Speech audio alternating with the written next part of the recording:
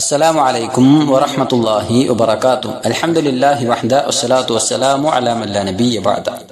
റഹീഖുൽ ഖുർആനിന്റെ 5ാമത്തെ സെഷനിലെ 8ാമത്തെ ക്ലാസ്സിൽ സൂറത്തുൽ ഖാരിയയിലെ 4 മുതൽ 11 വരെയുള്ള അവസാന ആയത്തുകളാണ് നാം പഠിക്കുന്നത്.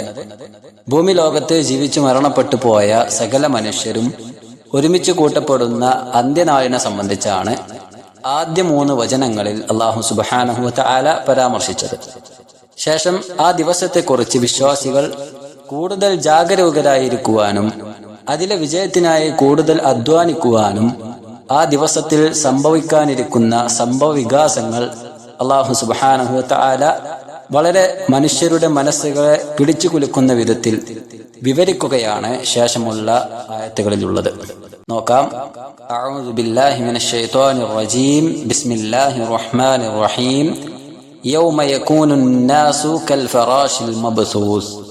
മനുഷ്യർ ചിന്നിച്ചിതറിയ പാറ്റയെ പോലെയാകുന്ന ദിവസം.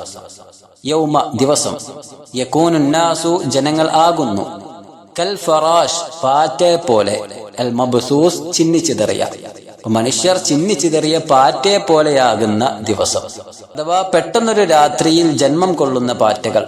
ആ പാറ്റകൾ തിരക്ക് കൂട്ടി അവകളുടെ മാളത്തിൽ നിന്നും കൂട്ടം കൂട്ടമായി പുറത്തേക്ക് ഒഴുകിയെത്തുന്നത് പലപ്പോഴും നമ്മളൊക്കെ കാണാറുണ്ട്. പ്രത്യേകിച്ച് മഴ പെയ്തൊന്ന് ഒതുങ്ങിക്കഴിഞ്ഞാൽ ഈ കാഴ്ചകൾ പലരും ശ്രദ്ധയോടെ നോക്കി നിൽക്കാറുമുണ്ട്. പ്രത്യേകിച്ചൊരു ലക്ഷ്യമോ മാർഗമോ ഒന്നുമില്ലാതെ കാണുന്ന വഴികളിലേക്ക് സഞ്ചരിക്കുന്ന വളരെ ദുർബലമായ ആ ജീവികളിലേക്ക് മനുഷ്യരെ ചേർത്ത് പറയുമ്പോൾ തങ്ങളുടെ കബറിടങ്ങളിൽ നിന്നും ആരുടെയൊക്കെയോ വിളിയാളങ്ങൾ മുഴങ്ങിക്കേട്ട ശേഷം ഞെട്ടിത്തരിച്ച് മഹ്ശറിന്റെ നഗരിയിലേക്ക് ഒഴുകിയെത്തുന്ന ജനക്കൂട്ടങ്ങൾ, എങ്ങോട്ട് പോകണമെന്നോ എവിടേക്ക് തിരിയണമെന്നോ അറിയാതെ തട്ടിത്തടഞ്ഞ് പരിഭ്രാന്തരായി നെട്ടോട്ടമോടുന്ന മനുഷ്യകൂട്ടങ്ങളെ തീർത്തും ദുർബലരായ ഈ പാറ്റകളിലേക്ക് അല്ലാഹു സുബ്ഹാനഹു വ തആല ഉപമിക്കുമ്പോൾ വന്യമൃഗങ്ങൾ കടിച്ചു കയറി നശിപ്പിക്കപ്പെട്ട ശരീരങ്ങളും ആഴക്കടലിലെ മത്സ്യങ്ങൾ കൊത്തിവലിച്ച് ഭക്ഷണമാക്കിയ ദേഹങ്ങളുമടക്കം ആദം നബി അലൈഹി സ്വലാത്തു വസ്സലാം മുതൽ ലോകാവസാനം വരെ ഭൗമോപരിതലത്തിൽ ജീവിച്ച സകല മനുഷ്യരും ഒരേ സമയം ഭൂമിയിൽ നിന്ന് പുറത്തു വരുന്ന രംഗം. സമ്പത്തും അധികാരവും കൊണ്ട് ജനമധ്യത്തിൽ വീമ്പ് നടിച്ച് സകലതും തന്റെ അധികാര പരിധിയിലാണെന്ന നാട്യത്താൽ ധിക്കാരവും അഹങ്കാരവും കൊണ്ട് തന്റെ രക്ഷിതാവിനെ മറന്ന് ആർത്തുല്ലസിച്ച് ജീവിതം കിഴിച്ചുകൂട്ടിയ മനുഷ്യരടക്കം കേവലം പാറ്റകളെപ്പോലെ തങ്ങളുടെ കബറിടങ്ങളിൽ നിന്നും എഴുന്നേറ്റ് വരുന്ന ഭയാനകരമായ രംഗം. അത് അതിഭയാനകരം തന്നെയാണ്. തന്റേതെന്ന് പറയാൻ ഉടുതുണി പോലും തനിക്കുണ്ടായിരിക്കുകയില്ല. മഹദിയായ ആയിഷ റളിയല്ലാഹു തആല അൻഹ ഉദ്ധരിക്കുന്ന ഹദീസിൽ അവർ പറയുന്നുണ്ട്, സമിഅതു റസൂലുള്ളാഹി സ്വല്ലല്ലാഹു അലൈഹി വസല്ലം യഖൂൽ, അല്ലാഹുവിന്റെ റസൂൽ സ്വല്ലല്ലാഹു അലൈഹി വസല്ലം തങ്ങൾ പറയുന്നതായി ഞാൻ കേട്ടിട്ടുണ്ട്. റസൂലുള്ളാഹി പറയാണ്, യുഹ്ശറുൻ നാസു യൗമൽ ഖിയാമ ഹുഫാതൻ ഉറാതൻ ഗുർല. അഥവാ ജനങ്ങൾ അന്ത്യനാളിൽ പുനർജീവിപ്പിക്കപ്പെടും, അവർ ഒരുമിച്ച് കൂട്ടപ്പെടും. എങ്ങനെയാണ് അവർ ഒരുമിച്ച് കൂട്ടപ്പെടുന്നത്? ഹുഫാതൻ ഉറാതൻ ഗുർല, അഥവാ നഗ്നപാതരായിക്കൊണ്ട് വസ്ത്രം ധരിക്കാത്തവരായിക്കൊണ്ട് അവർ ഒരുമിച്ച് കൂട്ടപ്പെടുമെന്നാണ്. ആയിഷ റളിയല്ലാഹു തആല അൻഹ റസൂലുള്ളാഹിയോട് ചോദിച്ചു, യാ റസൂലല്ലാഹ്, അന്നിസാ വൽറിജാൽ ജമീഅൻ യൻദുർ ബഅ്ദുഹും ഇലാ ബഅദ്. അല്ലാഹുവിന്റെ റസൂലേ, സ്ത്രീകളും പുരുഷന്മാരും അവർ പരസ്പരം നോക്കുകയില്ലേ, കാണുകയില്ലേ എന്ന് ചോദിക്കുകയാണ്. അല്ലാഹുവിന്റെ റസൂൽ സല്ലല്ലാഹു അലൈഹി വസല്ലം തങ്ങൾ പറഞ്ഞു, യാ ആയിഷ, അൽ അംറു അശദ്ദു മിൻ അൻ യൻദുറ ബഅ്ദുഹും ഇലാ ബഅദ്. അന്നത്തെ കാര്യം അത്രയും ഗൗരവമായിരിക്കും, അഥവാ പരസ്പരം നോക്കാൻ ആരും തയ്യാറാവുകയില്ല, അത്രയും സന്നിഗ്ധ ഘട്ടത്തിലായിരിക്കും ഓരോ മനുഷ്യരും ഉണ്ടായിരിക്കുക എന്നാണ്. മറ്റൊരു ആയത്തിൽ അല്ലാഹു സുബ്ഹാനഹു വ തആല ആ രംഗത്തെ വിവരിക്കുന്നതായി കാണാം. സൂറത്തുൽ ഖമറിലെ 7ാമത്തെ വചനം, ഖുശ്അൻ അബ്സാറുഹും യഖ്റുജൂന മിനൽ അജ്ദാസി കഅന്നഹും ജറാദും മുൻതശിർ. ദൃഷ്ടികൾ താഴ്ന്നുപോയവരായ നിലയിൽ കബറിടങ്ങളിൽ നിന്നും 4 പാടും പരന്ന വെട്ടുകളി എന്നോണം അവർ പുറപ്പെട്ടു വരുന്നതായിരിക്കുമെന്നാണ്. എത്രയോ ശക്തമെന്നും അതീവ ബലവത്തെന്നും മനുഷ്യൻ വാറണ്ടി പറഞ്ഞ പലതും അന്ന് തകർന്ന് തരിപ്പണമാകും. ഭൂമിയുടെ ആണികൾ എന്ന് വിശേഷിപ്പിക്കപ്പെടുന്ന പർവ്വതങ്ങൾ പോലും ദുർബലമായി പോകുമെന്നാണ്. 5ാമത്തെ വചനത്തിൽ അല്ലാഹു പറഞ്ഞു, വതകൂനുൽ ജിബാലു കൽഇഹ്നിൽ മൻഫൂഷ്. അഥവാ പർവ്വതങ്ങൾ കടഞ്ഞു വിതറപ്പെട്ട പഞ്ഞു പോലെയായി തീരുമെന്നാണ്. വതകൂനുൽ ജിബാലു, പർവ്വതങ്ങൾ ആയിത്തീരും. എന്തുപോലെ? കൽഇഹ്ന്, അഥവാ പഞ്ഞു പോലെയായി തീരും. അൽ മൻഫൂഷ്, കടഞ്ഞെടുത്ത അല്ലെങ്കിൽ കടഞ്ഞു വിതറപ്പെട്ട പഞ്ഞു പോലെ പർവ്വതങ്ങൾ ആയി മാറുമെന്നാണ്. അഥവാ വളരെ അന്താളിപ്പോടെയും അത്ഭുതത്തോടെയും മനുഷ്യൻ നോക്കിക്കാണുന്ന ഭീമാകാരമായ പർവ്വതങ്ങൾ അന്നേ ദിവസം അതിന്റെ സ്വഭാവവും പ്രകൃതവും തീർത്തും വ്യത്യസ്തമായിരിക്കുമെന്നാണ്. മറ്റു വചനങ്ങളിൽ അല്ലാഹു സുബ്ഹാനഹു വ തആല ആ പർവ്വതങ്ങളുടെ നാശത്തെ സംബന്ധിച്ച് വിശേഷിപ്പിക്കുന്നതായി കാണാം. സൂറത്തുൽ മുസ്സമ്മിൽ അല്ലാഹു പറയുന്നു 14-ാമത്തെ വചനത്തിൽ, യൗമ തർജുഫുൽ അർദു വൽ ജിബാലു വകാനത്തിൽ ജിബാലു കസീബൻ മഹീല. ഭൂമിയും പർവ്വതങ്ങളും വിറകൊള്ളപ്പെടുന്ന ദിവസം, അന്നേ ദിവസം പർവ്വതങ്ങൾ ഒലിച്ചു പോകുന്ന മണൽക്കുന്ന് പോലെയായി തീരുമെന്നാണ്. അതേപോലെ തന്നെ സൂറത്തുൽ കഹ്ഫിൽ അല്ലാഹു പറയുന്നു, വയൗമ നുസയ്യിറുൽ ജിബാല വതറൽ അർദ ബാരിസതൻ വഹശർനാഹും ഫലം നുഗാദിർ മിൻഹും അഹദ. പർവ്വതങ്ങളെ നാം സഞ്ചരിപ്പിക്കുകയും തെളിഞ്ഞു നിരപ്പായ നിലയിൽ ഭൂമിയെ നിനക്ക് കാണുകയും ചെയ്യാം. തുടർന്ന് അവരിൽ നിന്ന്, അഥവാ ഈ മനുഷ്യരിൽ നിന്നും ഒരാളെയും വിട്ടുകളയാത്ത വിധം ഓരോരുത്തരെയും നാം ഒരുമിച്ച് കൂട്ടുകയും ചെയ്യുന്നതായിരിക്കും. ആ ദിവസം ഏറെ ശ്രദ്ധേയമാണ് എന്നാണ്.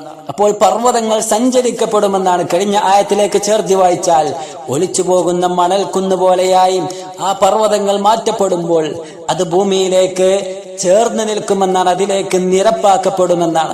സൂറത്തു ത്വാഹയിലെ 105-ാമത്തെ വചനത്തിൽ കാണാം, വയസ്അലൂനക അനിൽ ജിബാൽ. പ്രവാചകരെ, താങ്കളോടവർ ജിബാലിനെ കുറിച്ച്, പർവ്വതങ്ങളെ കുറിച്ച് ചോദിക്കുന്നു. പറയുക, ഫഖുൽ യൻസിഫുഹാ റബ്ബി നസ്ഫാ. തീർച്ചയായും എന്റെ റബ്ബ്, എന്റെ രക്ഷിതാവ് അതിനെ പൊടിച്ച് പാറ്റിക്കളയുന്നതായിരിക്കുമെന്നാണ്. അതേപോലെ തന്നെ സൂറത്തുൽ വാഖിഅയിൽ 5-6 വചനങ്ങളിൽ കാണാം, വബുസ്സത്തിൽ ജിബാലു ബസ്സ. പർവ്വതങ്ങൾ ഇടിച്ച് പൊടിയാക്കപ്പെടുന്നതായിരിക്കും. ഫകാനത് ഹബാഅം മുംബസ്സ. അങ്ങനെ അത് പാറിപ്പറക്കുന്ന ധൂളിയായി തീരുകയും ചെയ്യുന്നതായിരിക്കും എന്നാണ്.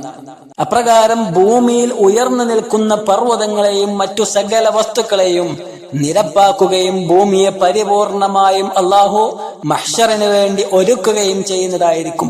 ഏതൊന്നിലേക്കും ചായുവാനോ ചെരിയുവാനോ മറഞ്ഞു നിൽക്കുവാനോ കഴിയാത്ത വിധം തീർത്തും തുറസ്സായ ഒരൊഴിഞ്ഞ പ്രദേശമായി ഭൂമിയെ അല്ലാഹു സുബ്ഹാനഹു വ തആല മഹ്ശറിനായി തയ്യാറാക്കും. അതാണ് അല്ലാഹു സുബ്ഹാനഹു വ തആല സൂറത്ത് ഇബ്രാഹിമിൽ 48-ാമത്തെ വചനത്തിൽ പറഞ്ഞത്, യൗമ തുബദ്ദലുൽ അർദു ഗൈറൽ അർദി വസ്സമാവാത്. അഥവാ ഭൂമി ഈ ഭൂമിയല്ലാത്ത മറ്റൊന്നായി മാറ്റപ്പെടുന്നതായിരിക്കും. അതേപോലെ തന്നെ ആകാശങ്ങളും മാറ്റപ്പെടുന്നതായിരിക്കും. അങ്ങനെ വബറസൂ ലില്ലാഹിൽ വാഹിദിൽ ഖഹാർ. മനുഷ്യർ ഓരോരുത്തരും, സകല മനുഷ്യരും ഏകനും സർവാധികാരിയുമായ അല്ലാഹുവിങ്കലേക്ക് അവരെല്ലാം പുറപ്പെട്ടു വരികയും ചെയ്യുന്നതായിരിക്കും എന്നാണ്. അപ്പോൾ അന്നേ ദിവസം ഒരാൾക്കും തന്നെ രക്ഷപ്പെടുവാനോ മറ്റൊരാളുടെ പേര് പറഞ്ഞ് ഒഴിഞ്ഞു മാറുവാനോ ചതിയും വഞ്ചനയും ആൾമാറാട്ടവും നടത്തി സൃഷ്ടികളെ കബളിപ്പിക്കും വിധം സൃഷ്ടാവിനെ തോൽപ്പിച്ചു കളയുവാനോ ആർക്കും തന്നെ സാധിക്കുകയില്ല. ഓരോരുത്തർക്കും തങ്ങളുടെ കർമ്മഫലങ്ങൾ മാത്രമായിരിക്കും അത്താണിയായി ഉണ്ടായിരിക്കുന്നത്. അതനുസരിച്ചായിരിക്കും ഓരോരുത്തരുടെയും ഭാവി ജീവിതം നിശ്ചയിക്കപ്പെടുന്നതും. 6-7 വചനങ്ങളിൽ അല്ലാഹു പറയുന്നു, ഫഅമ്മാ മൻ സഖുലത് മവാസീനുഹു ഫഹുവ ഫീ ഐശത്തിർ റാദിയ. അപ്പോൾ ഏതൊരാളുടെ തുലാസുകൾ കനം തൂങ്ങിയോ അവൻ സംതൃപ്തമായ ജീവിതത്തിലായിരിക്കും ഉണ്ടായിരിക്കുക. ഫഅമ്മാ മൻ, അപ്പോൾ ഏതൊരാളാണോ സഖുലത് മവാസീനുഹു, തങ്ങളുടെ തുലാസുകൾ കനം തൂങ്ങുന്നത് ഏതൊരാളുടേതാണോ, ഫഹുവ, അപ്പോൾ അവൻ ഫീ ഐശത്തിൻ, അവൻ ജീവിതത്തിലായിരിക്കും, റാദിയത്തിൻ, സംതൃപ്തമായ ജീവിതത്തിലായിരിക്കും. 8-9 വചനങ്ങളിൽ അല്ലാഹു പറഞ്ഞു ശേഷം, വഅമ്മാ മൻ ഖഫ്ഫത് മവാസീനുഹു, എന്നാൽ ഏതൊരാളുടെ തുലാസുകളാണോ കനം കുറഞ്ഞത്, ഫഉമ്മുഹു ഹാവിയ, അവന്റെ സങ്കേതം ഹാവിയയായിരിക്കും എന്നാണ്. വഅമ്മാ മൻ, അപ്പോൾ ഏതൊരാളുടേതാണോ ഖഫ്ഫത്, കനം കുറയുന്നത്, മവാസീനുഹു, അവന്റെ തുലാസുകൾ, അഥവാ ഏതവന്റെ തുലാസാണോ കനം കുറയുന്നത്, തൂക്കം കുറയുന്നത്, ഫഉമ്മുഹു, അപ്പോൾ അവന്റെ സങ്കേതം ഹാവിയത്തുൻ, അത് ഹാവിയയായിരിക്കും. അഥവാ ഇവിടെ 2 വിഭാഗം ആളുകളെയാണ് അല്ലാഹു സുബ്ഹാനഹു വ തആല പരിചയപ്പെടുത്തിയത്. ഒന്നാമത്തേത് മൻ സഖുലത് മവാസീനുഹു വഹുവ അല്ലദീ റജഹത് ഹസനാതുഹു അലാ സയ്യിആതിഹി, അഥവാ തുലാസുകൾ കനം തൂങ്ങുന്ന വിഭാഗമാണ് ഒന്നാമത്തേത്. അത്തരത്തിലുള്ള ആളുകളെ സംബന്ധിച്ചിടത്തോളം തങ്ങളുടെ ജീവിതത്തിലെ തിന്മകളെക്കാൾ നന്മകൾ അതിജയിച്ചു വന്നവരാണവർ. എന്നാൽ രണ്ടാമത്തെ വിഭാഗമോ മൻ ഖഫ്ഫത് മവാസീനുഹു, തങ്ങളുടെ തുലാസുകളിലെ നന്മയുടെ ഭാഗം കനം കുറഞ്ഞു പോയവരാണ്. വഹുവല്ലദീ റജഹത് സയ്യിആതുഹു അലാ ഹസനാതിഹി, തന്റെ ജീവിതത്തിലെ നന്മകളെക്കാൾ അപ്പുറം തിന്മകൾക്ക് പ്രാധാന്യം നൽകുകയും അങ്ങനെ ആ തിന്മകൾ കൂടുതലാവുകയും ചെയ്ത ആളുകളാണവർ. ഔ അല്ലദീ ലൈസ ലഹു ഹസനത്തുൻ അസ്ലൻ കൽ കാഫിർ, അതല്ലെങ്കിൽ ജീവിതത്തിൽ നന്മയെ ചെയ്യാത്ത ആളുകളായിരിക്കും. കാഫിറുകളെ പോലെ തെമ്മാടികളായി ജീവിതം നയിച്ചു കൂട്ടിയ ആളുകളായിരിക്കാം. അത്തരത്തിലുള്ള ആളുകളെ സംബന്ധിച്ചിടത്തോളം അവരുടെ തുലാസുകളുടെ തൂക്കം അത് കുറഞ്ഞു പോകുന്നതായിരിക്കും. അവരുടെ സങ്കേതം ഫഉമ്മുഹു ഹാവിയ, അവർ ഹാവിയയിലായിരിക്കും, നരകത്തിലായിരിക്കും ഉണ്ടായിരിക്കുക. അപ്പോൾ വിശ്വാസം അടിയുറപ്പിക്കുകയും പരലോകബോധം ഊട്ടിയുറപ്പിക്കുകയും ചെയ്ത് നന്മകളിൽ മുന്നേറിയ സത്യവിശ്വാസികൾ ഫഹുവ ഫീ ഐശത്തിർ റാദിയ, അവർ സംതൃപ്തമായ ജീവിതത്തിലായിരിക്കും അവർ ഉണ്ടായിരിക്കുക. അവരെ സംബന്ധിച്ചിടത്തോളം സൂറത്തുൽ ഹിജ്റിൽ അല്ലാഹു പറഞ്ഞു 48-ാമത്തെ വചനത്തിൽ ലാ യമസ്സുഹും ഫീഹാ നസബുൻ വമാ ഹും മിൻഹാ ബിമുഖ്റജീൻ, അവിടെ വെച്ച് യാതൊരു ക്ഷീണവും അവരെ ബാധിക്കുന്നതല്ല, അവിടെ നിന്ന് അവർ പുറത്താക്കപ്പെടുന്നതുമല്ല. സമൃദ്ധമായ സുഖസുന്ദരമായ ജീവിതം പിന്നീട് അങ്ങോട്ട് അറ്റമില്ലാത്ത രീതിയിൽ അവർക്ക് അനുഭവിക്കാൻ സാധിക്കുമെന്നാണ്. എന്നാൽ അവിശ്വാസികളും റബ്ബിൽ പങ്കു ചേർക്കുന്നവരുമായി ജീവിതം നയിച്ചവരായ ജനവിഭാഗത്തെ സംബന്ധിച്ചിടത്തോളം അവർ തീർത്തും നഷ്ടക്കാരായി, നഷ്ടബോധം തിരിച്ചറിഞ്ഞവരായി നരകത്തിൽ പ്രവേശിക്കുന്നവരായിരിക്കും. അവരെ കുറിച്ചാണ് ഫഉമ്മുഹു ഹാവിയ, അവരുടെ സങ്കേതം ഹാവിയ ആയിരിക്കുമെന്ന് പറഞ്ഞത്.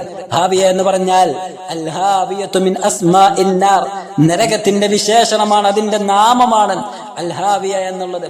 യഅനി അന്ന മആലഹു ഇലാ നാരി ജഹന്നം, അഥവാ അവരുടെ സങ്കേതം അത് നരകത്തിലായിരിക്കുമെന്നാണ് പറഞ്ഞതിന്റെ ആകത്തുക. കത്തിജ്വലിക്കുന്ന ആ നരകാഗ്നിയിൽ വെന്തുരുകി അവസാനിക്കുകയോ ജീവൻ നഷ്ടപ്പെട്ട് ശരീരം ഇല്ലാതായി തീർന്നു പോവുകയോ ഇല്ല. പിന്നീട് അങ്ങോട്ട് ശാശ്വതമായ നരകത്തിന്റെ ശിക്ഷ കുഫ്റും ശിർക്കുമായി അതിൽ പ്രവേശിക്കുന്ന ഓരോ മനുഷ്യരും അനുഭവിക്കുവാൻ നിർബന്ധിതരാവുകയാണ്. അള്ളാഹു നമ്മെ കാത്തുരക്ഷിക്കുമാറാകട്ടെ. ആ ഭീമാകാരമായ നരകത്തിന്റെ ചിത്രം മനുഷ്യന്റെ മനസ്സിൽ പതിഞ്ഞുകൊള്ളാൻ വേണ്ടി വീണ്ടും അള്ളാഹു സുബ്ഹാനഹു വ തആല 10-ാമത്തെ വചനത്തിൽ ഒരു ചോദ്യ രീതിയിൽ അത് ആവർത്തിച്ച് പറയുകയാണ്. പ്രവാചകരെ, വമാ അദ്റാക മാ ഹിയ, ഹാവിയ എന്നാൽ എന്താണെന്ന് താങ്കൾക്കറിയാമോ പ്രവാചകരെ? 11-ാമത്തെ വചനത്തിൽ അള്ളാഹു പറയുന്നു നാറുൻ ഹാമിയ, അതിന്റെ ഉത്തരം അത് ചൂടേറിയ നരകാഗ്നിയാകുന്നു എന്നതാണ്. അഥവാ ഇന്നഹാ നാറുൻ ഹാമിയത്തുൻ, അത് ചൂടേറിയ നരകാഗ്നിയാണ്. ഫി ഗായതി മാ യകൂനു മിനൽ ഹമു, അഥവാ എത്രത്തോളം ചൂടാക്കുവാൻ പറ്റുമോ അത്രയും ചൂടിൽ തിളച്ചു മറിയുന്ന നരകാഗ്നിയെയാണ് ഹാവിയത്ത് എന്നും ഹാമിയത്ത് എന്നും ഒക്കെ വിശേഷിപ്പിക്കുന്നത് എന്നാണ് പ്രവാചകൻ സല്ലല്ലാഹു അലൈഹി വസല്ലം തങ്ങൾ പറയുന്നുണ്ട്. ഇന്നഹാ ഫുദ്ദിലത അലാ നാരി ദുനിയ ബി69 ജുസ്ആ, അഥവാ ഭൗതിക ലോകത്തെ തീയേക്കാൾ ആ നരകത്തിലുള്ള തീയെ സംബന്ധിച്ചിടത്തോളം 69 ഇരട്ടി ചൂടായിരിക്കും ഉണ്ടായിരിക്കുക എന്നതാണ്. കേവലം ഭൗതിക ലോകത്തെ തീയും അതിന്റെ ചൂടും തന്നെ അനുഭവിക്കുവാൻ കഴിയാത്ത മനുഷ്യർ അതിന്റെ 69 ഇരട്ടി ചൂടുള്ള നരകത്തിൽ പ്രവേശിപ്പിക്കപ്പെടുക എന്നത് എത്രത്തോളം ഭയാനകരമായിരിക്കും. അള്ളാഹു നമ്മെ കാത്തുരക്ഷിക്കുമാറാകട്ടെ. നരകത്തിൽ നിന്നും അതിന്റെ ഇരമ്പലുകളിൽ നിന്നും അള്ളാഹു നമ്മെ അകറ്റി നിർത്തുമാറാകട്ടെ. വിശ്വാസത്തിൽ വൈകല്യമില്ലാതെ മുന്നോട്ട് പോകുവാനും യഥാർത്ഥ വിശ്വാസികളായി മരണപ്പെടുവാനും അള്ളാഹു സുബ്ഹാനഹു വ തആല നമുക്കെല്ലാം തൗഫീഖ് നൽകുമാറാകട്ടെ. ഇത്തരത്തിൽ നരകത്തിന്റെ വിശേഷണങ്ങൾ അള്ളാഹു സുബ്ഹാനഹു വ തആല വിശുദ്ധ ഖുർആനിലൂടെ പരിചയപ്പെടുത്തുമ്പോൾ ആ നരകത്തിന്റെ ഭീകരാന്തരീക്ഷം നമ്മുടെ മനസ്സുകളിൽ തെളിയേണ്ടതുണ്ട്. ഈ വചനങ്ങൾ പാരായണം ചെയ്യുമ്പോൾ അതിന്റെ ആശയം നമ്മുടെ മനസ്സുകളിലേക്ക് വരേണ്ടതുണ്ട്. അതിനനുസരിച്ച് ജീവിതത്തെ ക്രമീകരിക്കുവാൻ നമ്മൾ തയ്യാറാവുകയും ചെയ്യേണ്ടതുണ്ട്. അതിലൂടെയാണ് വിശുദ്ധ ഖുർആൻ പാരായണം ചെയ്യുമ്പോൾ ഈമാനിനെ വർദ്ധിപ്പിക്കുവാൻ നമുക്ക് സാധിക്കുക. അല്ലാഹു സുബ്ഹാനഹു വ തആല ആ രീതിയിൽ ഈമാൻ അധികരിക്കുകയും അങ്ങനെ നിലനിർത്തി പോകുകയും ചെയ്യുന്ന യഥാർത്ഥ മുഅ്മിനീങ്ങളുടെ കൂട്ടത്തിൽ അല്ലാഹു നമ്മെ ഉൾപ്പെടുത്തുമാറാകട്ടെ. വസല്ലല്ലാഹു വസല്ലം അലാ നബിയിന മുഹമ്മദ്. അസ്സലാമു അലൈക്കും വറഹ്മത്തുള്ളാഹി വബറകാതുഹു.